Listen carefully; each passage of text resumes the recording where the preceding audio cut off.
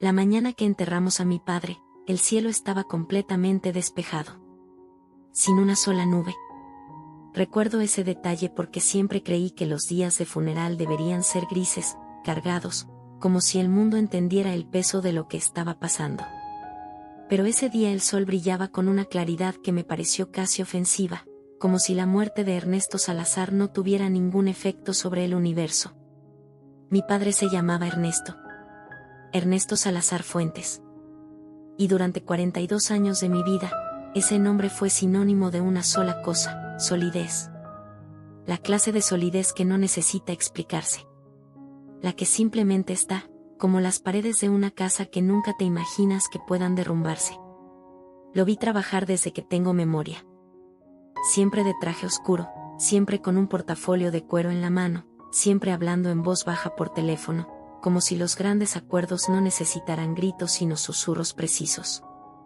Mi madre lo miraba con esa mezcla de admiración y distancia que yo, de niña, confundí con respeto conyugal. Años después entendí que era otra cosa. Que esa distancia tenía un nombre muy concreto. Pero eso vendría mucho más tarde. El velorio duró 2 días completos. Vinieron personas que yo nunca había visto en mi vida, socios de ciudades que no sabía que mi padre visitaba, clientes con trajes caros y miradas esquivas. Conocidos que daban el pésame con frases de manual y una sonrisa que no llegaba a los ojos. Yo los observaba desde un rincón del salón, sosteniendo un café que nunca llegué a tomar, sin saber todavía que muchos de esos hombres no habían venido a despedirse. Habían venido a calcular. El tercer día después del entierro llegó la primera carta. No era de condolencias. Era una notificación bancaria de cobranza que mencionaba un préstamo por una cantidad que me resultó imposible de asimilar. Y que aparecía firmado a nombre de mi padre, sí, pero también a nombre de mi hermano Marco. Marco tenía 40 años, una empresa propia que había construido con años de trabajo, y una hipoteca que había terminado de pagar el año anterior. Y de pronto su nombre aparecía avalando una deuda que él jamás había conocido. Esa carta fue la primera piedra. Detrás de ella vinieron otras. Y después más. Hasta que el suelo que creíamos firme se convirtió en algo que ya no éramos capaces de nombrar. Mi padre no nos dejó una herencia. Nos dejó una deuda. Nos dejó la vergüenza de haber creído durante toda la vida que éramos una familia distinta. Esta es la historia de cómo descubrimos quién era realmente Ernesto Salazar. Y de cómo esa verdad nos rompió de maneras que todavía no terminamos de entender. Crecer con un padre como Ernesto Salazar era una experiencia particular. No era un hombre afectuoso en el sentido común de la palabra. No te abrazaba sin razón ni te decía que te quería con frecuencia. Su forma de expresar el amor era otra, te resolvía los problemas antes de que los vivieras. Aparecía con soluciones antes de que hubieras terminado de formular la pregunta. Cuando yo tenía 23 años y acababa de perder mi primer trabajo, mi padre no me dijo nada. No preguntó qué había pasado, no me dio un sermón, no me miró con decepción. Simplemente, 2 días después, me llamó para decirme que había hablado con alguien y que tenía una entrevista. Así era él. Actuaba en silencio y esperaba que su acción lo dijera todo. Durante mucho tiempo pensé que eso era fortaleza. Que un hombre que resolvía era superior a un hombre que hablaba. Que el amor podía medirse en acciones concretas y no en palabras. Hoy entiendo que confundí control con protección. Que un hombre que resuelve todo para los demás a veces lo hace porque no puede soportar que los demás descubran lo que él mismo no puede resolver. Mi hermano Marco era el favorito. No de manera cruel ni evidente, pero sí de esa forma silenciosa que los hijos sienten aunque nadie la declare. Marco era el mayor, el que había estudiado administración, el que había montado una empresa distribuidora a los 32 años. Mi padre lo miraba con un orgullo que no disimulaba. Yo era la hija que estudió letras, que después trabajó en comunicación, que nunca encajó del todo en el vocabulario de los negocios que gobernaba la mesa familiar. Y luego estaba Elena. Mi hermana menor. 3 años menos que yo, casada joven, viviendo en otra ciudad. Elena era la que menos había necesitado a mi padre, o al menos eso creíamos todos. La que se fue antes, la que construyó su mundo en otro lado. Elena recibió la noticia de la muerte de papá con un llanto que me pareció extrañamente controlado, como si llevara tiempo preparándose para ese momento. Tardé meses en entender por qué. Crecimos en una casa grande, en un fraccionamiento que en aquella época era señal inequívoca de haber llegado a algún lugar. Teníamos coche nuevo cada 3 años, vacaciones en la playa en temporada alta, ropa sin mirar precios. Mi madre administraba el hogar con una eficiencia serena. Nunca le pregunté de dónde venía el dinero porque nunca necesité hacerlo. El dinero simplemente estaba. Como el sol de ese día de entierro, brillando sin que nadie lo cuestionara. Esa era la vida que mi padre había construido para nosotros. O más bien, esa era la vida que mi padre había escenificado para nosotros. Porque lo que descubrimos después del funeral no fue una herencia. Fue el guión de una obra que llevaba décadas en cartelera y que nosotros, sus propios hijos, nunca habíamos visto desde atrás del telón. Mi padre fundó su primera empresa cuando tenía poco más de 30 años. Se llamaba Salazar Distribuciones y empezó como un negocio de importación de maquinaria ligera para pequeños talleres. No fue un éxito inmediato. Hubo años difíciles al principio, años en los que mi madre trabajó como maestra para sostener la casa mientras él intentaba que el negocio levantara. Eso lo supe mucho después, cuando ya era adulta y mi madre me lo contó en uno de esos momentos raros en que bajaba la guardia. Pero el negocio levantó. A mediados de los 90, Salazar Distribuciones ya era una empresa sólida con varios clientes industriales y un pequeño equipo de trabajo. Mi padre compró las oficinas, compró una bodega, amplió la línea de productos. Y a partir de ahí, al menos en apariencia, todo fue hacia arriba. Lo que ninguno de nosotros supo entonces es que ese crecimiento tenía una estructura que no era tan firme como parecía. Que cada expansión venía acompañada de un préstamo. Que cada nuevo cliente requería una inversión que se financiaba con deuda a corto plazo que luego se refinanciaba con más deuda. No era un fraude en sentido estricto, al menos no al principio. Era la lógica de un hombre que apostaba siempre al siguiente paso sin asegurarse de que el anterior estuviera bien plantado. Pero mi padre no era solo Salazar Distribuciones. Con el tiempo abrió otras empresas. Una de consultoría. Una de bienes raíces que nunca terminó de arrancar. Una sociedad con un socio cuyo nombre no reconocí cuando lo vi en los documentos. Empresas que en papel existían, que tenían razón social y cuentas bancarias, pero que en la práctica eran cascarones. Estructuras creadas no para producir, sino para mover dinero de un lado al otro, para generar apariencia de activos, para mantener vivo el crédito un poco más. Mi hermano Marco descubrió todo esto cuando el abogado de la sucesión empezó a pedir los estados de cuenta. Lo llamó a su oficina una tarde de martes, 3 semanas después del funeral, y le extendió sobre la mesa una serie de documentos que Marco tardó un rato en entender. Después de un momento de silencio, el abogado dijo algo que Marco repetiría muchas veces en los meses siguientes: tu padre no tenía activos reales. Tenía pasivos con cara de activos. Esa frase me la contó Marco esa misma noche, por teléfono, con una voz que yo nunca le había escuchado. Una voz plana, sin textura, como la de alguien que acaba de recibir un golpe y todavía no ha procesado el dolor. Le pregunté qué significaba eso exactamente. Me dijo que significaba que la fortuna de nuestro padre era en su mayor parte una deuda. Que las propiedades estaban hipotecadas. Que los vehículos tenían financiamiento vigente. Que las empresas tenían más egresos que ingresos desde hacía años. Y que su nombre, el de Marco, aparecía en varios de esos compromisos sin que él hubiera firmado nada conscientemente.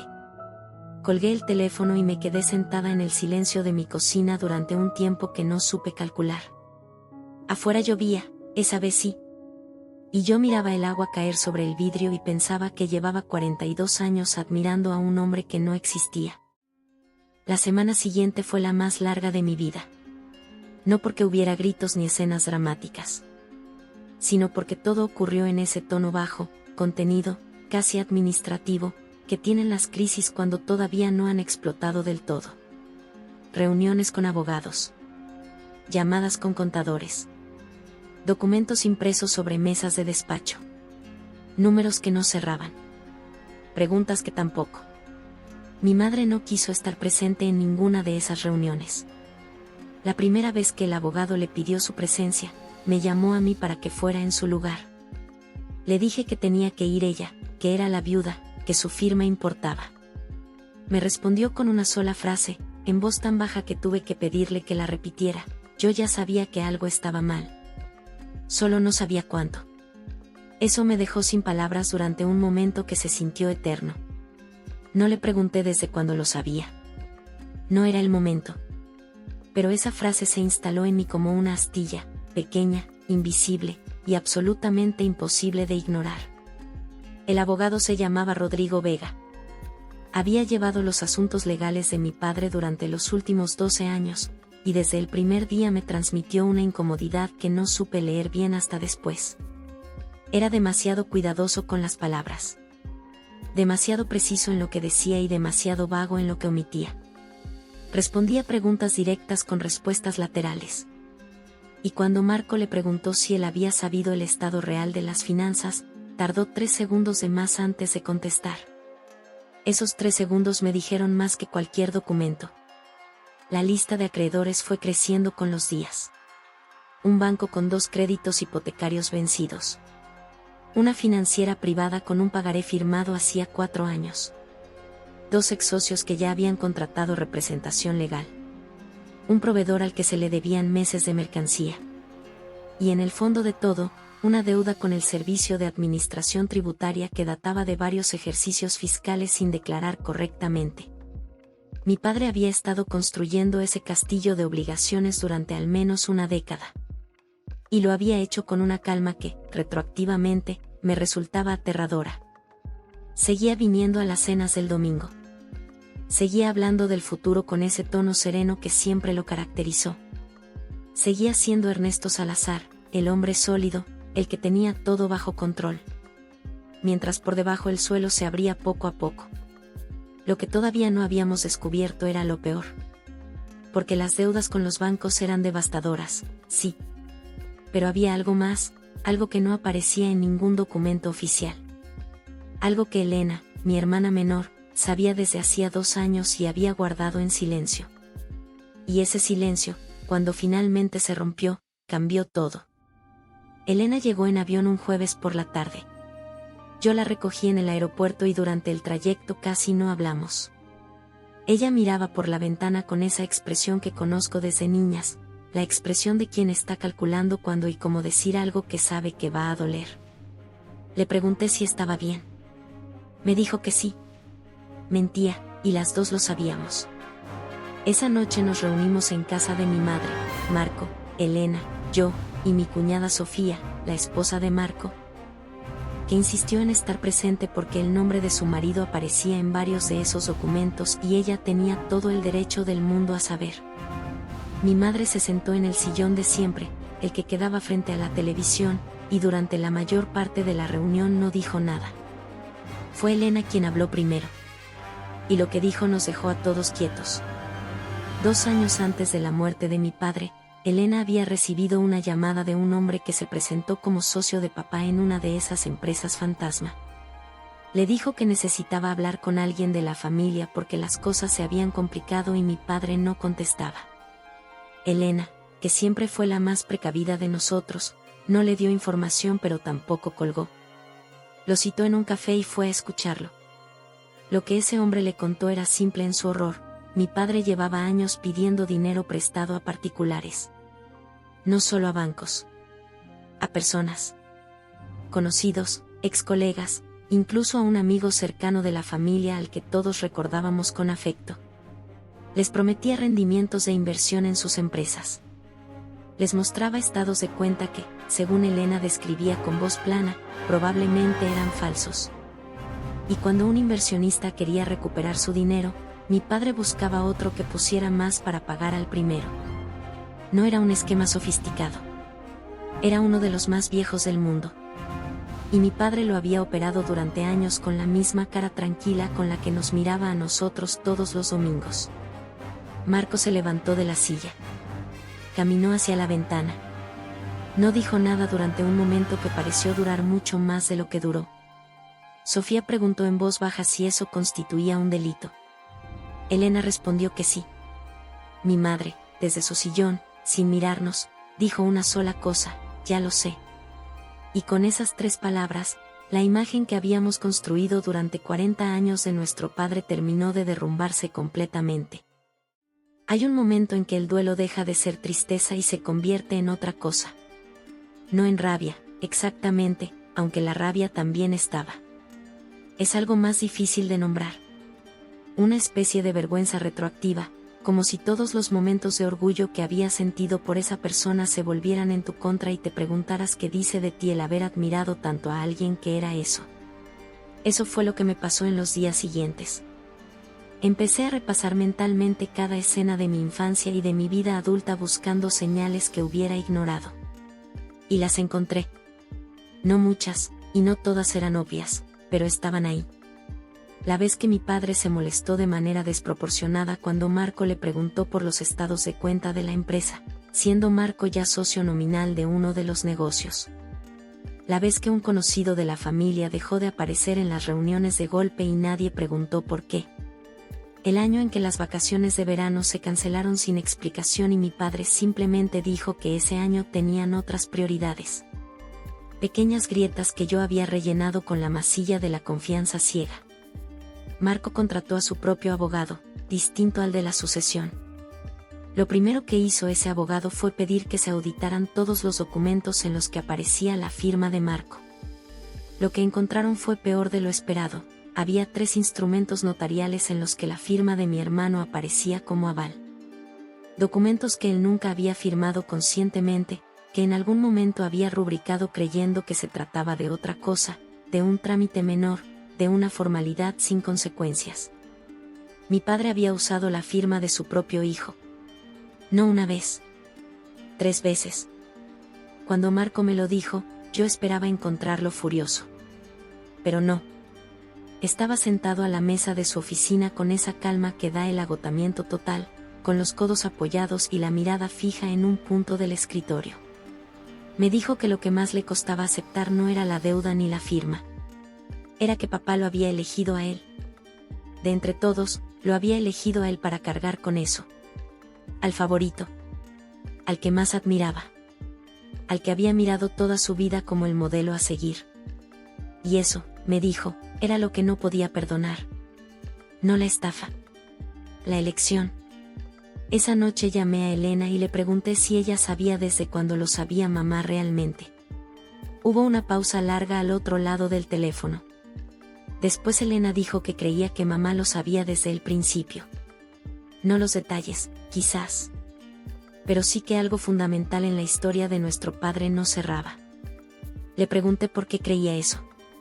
Elena me respondió que una vez, siendo ella adolescente, había encontrado a mamá llorando sola en la cocina de madrugada.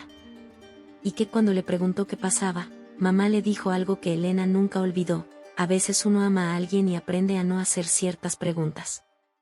La confrontación con mi madre no fue una escena de telenovela. No hubo gritos ni acusaciones.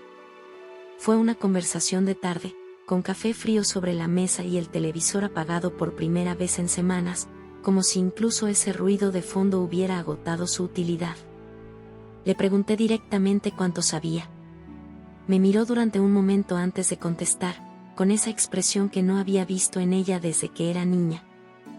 La expresión de alguien que lleva demasiado tiempo sosteniendo algo muy pesado y finalmente acepta que puede soltarlo.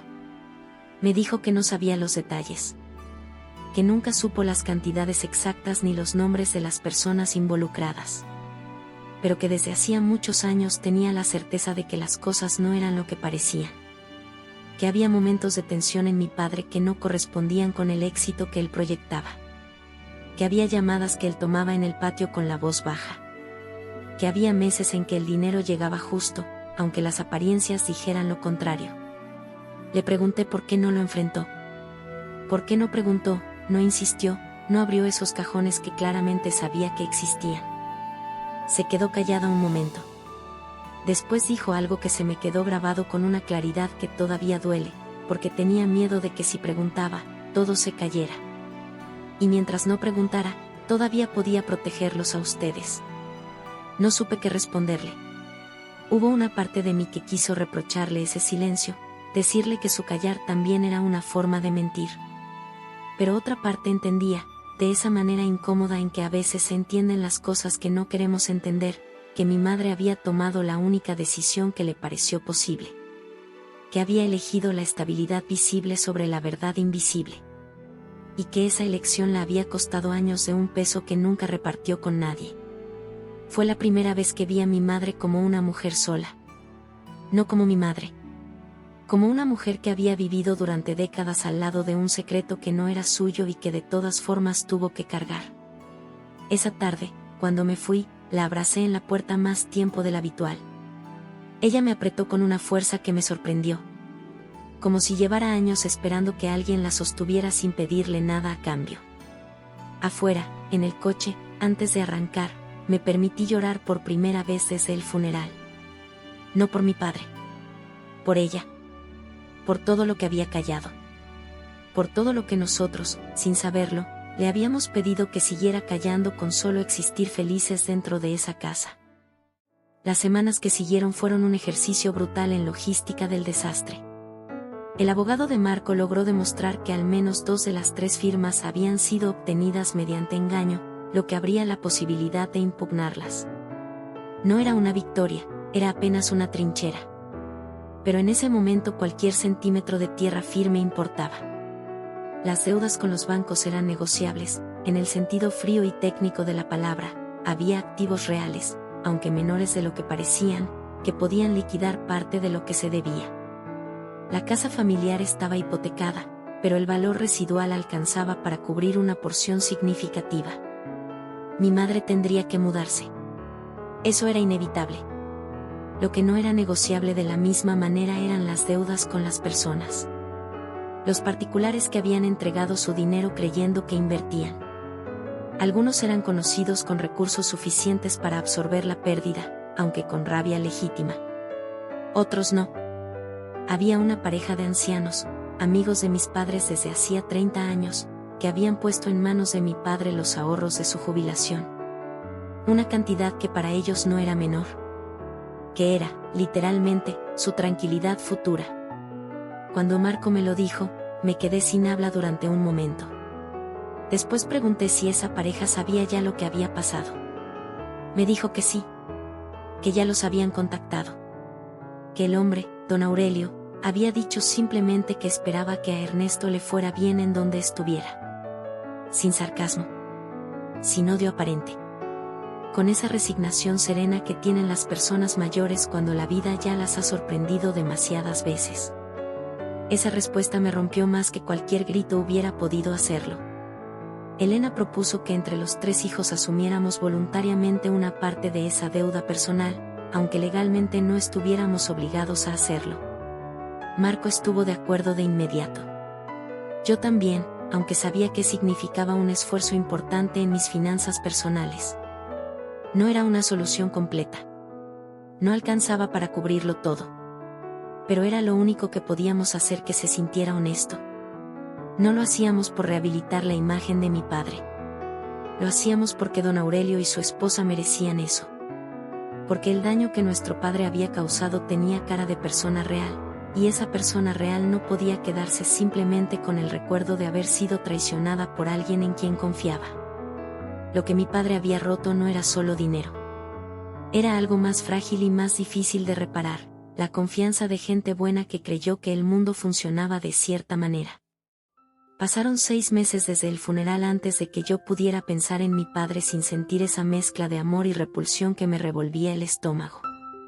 Durante ese tiempo fui a terapia, algo que nunca antes había considerado necesario. La primera sesión la pasé describiendo los hechos. La segunda describiendo la rabia. A partir de la tercera empecé a llegar a algo más incómodo, la pregunta de que también conocemos a las personas que amamos. ¿Y si el amor que sentimos por ellas es por ellas o por la versión que nos dejaron ver? Mi terapeuta me preguntó una vez si extrañaba a mi padre. Le dije que no sabía a quién extrañar. Que el hombre que yo había perdido y el hombre que había existido realmente eran 2 personas distintas, y que yo solo había conocido a una de ellas. Me dijo que eso era exactamente el duelo que estaba procesando. El duelo no por una persona sino por una imagen. Y que ese duelo era tan real y tan válido como cualquier otro, aunque nadie tuviera una palabra precisa para nombrarlo. Marco tardó más en encontrar cierto equilibrio. Durante meses funcionó en modo operativo puro, resolver, gestionar, proteger a Sofía, proteger a sus propias finanzas, contener el daño. No lloró. Al menos no frente a nosotros. Pero un día me llamó para contarme que había encontrado en la casa de papá, en un cajón del escritorio, una agenda vieja de más de 15 años. Y que en la última página, con la letra apretada que mi padre tenía cuando escribía para sí mismo, había una lista. Era una lista de deudas. Pero no de dinero. Era una lista de personas a las que mi padre escribía que les debía algo. Una disculpa. Una conversación pendiente. Una verdad que no había podido decir. Algunos nombres los reconocíamos. Otros no. Al final de la lista, en la última línea, estaba el nombre de mi madre. Y al lado, una sola palabra que mi padre nunca dijo en voz alta en toda su vida: perdón. No sé si eso cambia algo. No sé si una palabra en una lista que nadie iba a encontrar equivale a la conversación que mi madre se mereció tener. No sé si mi padre llegó a ese cajón con arrepentimiento genuino o simplemente con el cansancio de quien ya no puede sostener tanto peso sin dejar algo escrito en algún lado. Lo que sí sé es que esa palabra existió. Que en algún momento, en alguna noche de las muchas que pasó solo con su conciencia, mi padre supo exactamente qué era lo que debía. Y eligió escribirlo en lugar de decirlo. Esa distancia entre escribir y decir me parece la definición más exacta de quién fue Ernesto Salazar. Hoy, casi un año después de aquella mañana de sol sin nubes, puedo decir que la vida tiene una forma extraña de continuar incluso cuando sientes que no debería. Mi madre se mudó a un departamento más pequeño, en una colonia tranquila. El primer mes fue difícil para ella. El segundo, menos. Ahora tiene una rutina que parece haberle devuelto algo que la casa grande, paradójicamente, no le daba, una vida que es completamente suya. Sin apariencias que sostener. Sin preguntas que evitar. Con el tamaño exacto de lo que puede y quiere manejar. Marco y Sofía atravesaron una crisis seria. El peso legal, el peso económico y sobre todo el peso emocional de haber descubierto que el padre que él idolatraba lo había usado como instrumento, estuvo a punto de fracturar su matrimonio. No lo fracturó, pero los cambió. Los dos. De maneras que todavía están descubriendo. Elena volvió a su ciudad y retomó su vida con esa capacidad suya para seguir adelante que siempre me pareció a ratos admirable y a ratos incomprensible. Nos hablamos más ahora que antes del funeral. Hay una honestidad nueva en nuestra relación, nacida de haber compartido algo que ninguna de las dos habría elegido compartir. Y yo. Yo tardé mucho en llegar a la pregunta que finalmente importaba. No la de cómo pudo hacerlo. No la de cómo no lo vimos. Sino esta: ¿qué hago con el amor que siento por un hombre que hizo todo eso? Porque ese amor existe. Aunque no quiera. Aunque me resulte indefendible ante cualquier lógica. Existe en la memoria de su voz cuando me llamaba para resolver mis problemas. Existe en la imagen de sus manos sobre el portafolio de cuero. Existe en todos esos años en que yo creí, con toda la sinceridad del mundo, que era hija de alguien extraordinario. Mi terapeuta me dijo algo que tardé semanas en aceptar: que amar a alguien y reconocer lo que hizo no son cosas que se excluyan. Que se puede sostener las dos verdades al mismo tiempo sin que ninguna anule a la otra. Que no tengo que elegir entre el padre que recuerdo y el hombre que existió. Que puedo llorar al primero y responsabilizar al segundo. Y que esa capacidad de sostener dos verdades contradictorias sin destruirme es, tal vez, lo más honesto que puedo ofrecerle a su memoria. No lo he perdonado. No estoy segura de que vaya a hacerlo. No creo que el perdón sea una obligación que se les deba a los muertos solo porque ya no pueden defenderse. Pero ya no cargo rabia. Cargo algo más pesado y más difícil: la comprensión. La comprensión de que mi padre fue un hombre roto que nunca supo cómo pedir ayuda. que construyó su vida entera alrededor de una imagen de solidez porque la vulnerabilidad le resultaba insoportable. Que eligió la mentira no solo por codicia sino por miedo. Un miedo tan profundo y tan antiguo que probablemente ni él mismo sabía de dónde venía. Ese miedo destruyó cosas que no tenían por qué destruirse. Lastimó a personas que merecían mejor. Y nos robó la posibilidad de haberlo conocido de verdad, con todas sus grietas, que es la única manera real de conocer a alguien. Lo que mi padre callaba en esta casa era demasiado.